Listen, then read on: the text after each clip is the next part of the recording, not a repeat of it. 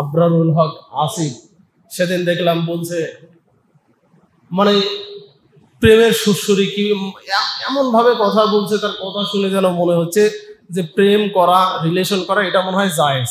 নাউজুবিল্লাহ, জোরে বলেন না নাউজুবিল্লাহ। মানে সরাসরি হয়তো বলছে না, কিন্তু কথার ভাব ভঙ্গে আবভাব শুনে এটাই মনে হচ্ছে।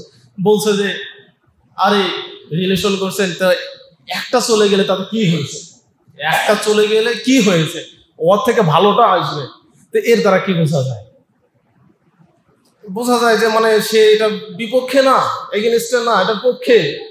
আবার দেখলাম বলছে যে স্ত্রীকে জড়ায় ধরার যে মজা, আরে বেটা এতে বিয়েই করে নাই, তো স্ত্রীর জড়ায় ধরার যে মজা এটা ফিল করলো কিভাবে? তাহলে অন্যের স্ত্রীকে জড়ায় ধরছে।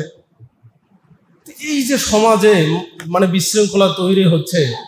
তারপর আরেকটা বক্তা, এর নাম মনে হয়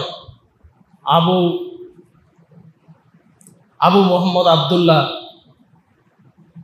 মানে আপনি যদি শোনেন, মনোযোগ দিয়ে যদি শোনেন, ইসলামের যদি সামান্য জ্ঞান থাকে, আপনার মনে হবে এর কল্লা কাটা ফরজ, এরকম মনে হবে আপনার। সে বলছে কি যে আমরা যেরকম আমাদের সমাজে ছেলেরা যেরকম গার্লফ্রেন্ডকে বয়ফ্রেন্ডকে যেরকম গিফট দেয়, আল্লাহ রাসূল নাকি অন্যান্য মেয়েদের গিফট দিতেন। নাউজুবিল্লাহ।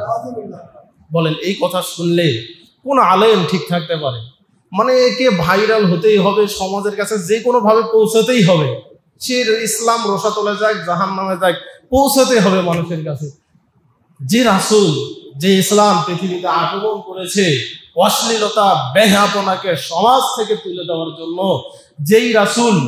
যেই রাসূল একজন মেয়ের সম্ভ্রমহানি হওয়ার জন্য নিজ হাতে অস্ত্র ধরে ইহুদিদের বিরুদ্ধে যুদ্ধের ঘোষণা দিয়েছিলেন, সেই রাসূল নাকি আজকে আমাদের সমাজের মতো যেভাবে গার্লফ্রেন্ডকে ছেলেরা গিফট দেয় ওই রকম নাকি মেয়েদেরকে গিফট দিতেন। বলেন নাউজুবিল্লাহ।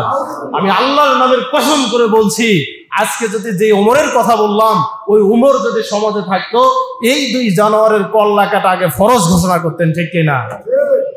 কত বড় কথা চিন্তা করতে পারেন, রাসূল নাকি মেয়েদের এভাবে গিফট দিতেন। এই কথা শুনলে কোন আলেম ঠিক থাকতে পারবে বলেন?